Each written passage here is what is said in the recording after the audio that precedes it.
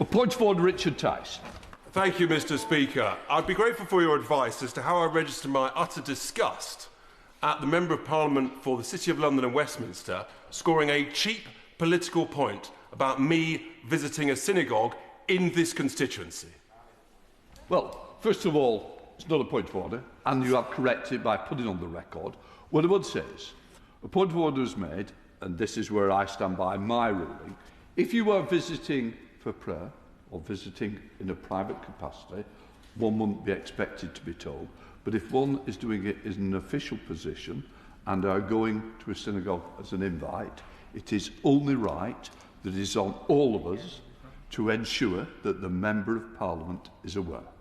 And I will leave it at that. I'm not going to continue the debate, but just want to reaffirm to all members, whether shadow ministers or backbenchers, please ensure the Member of Parliament is aware of a visit.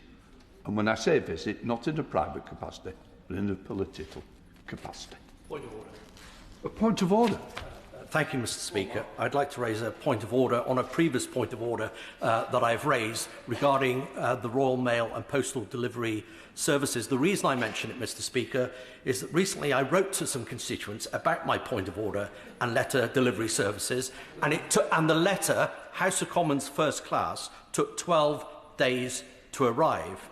Now, the fact is that there are many, many members across this House who are writing on important issues on House of Commons paper, in House of Commons envelope, and they are taking many, many days to arrive, meaning that many of our constituents might be ill-informed about the speed in which members of Parliament are responding, which, of course, you will know, Mr. Speaker, can be raised with the Parliamentary Commissioner for Standards.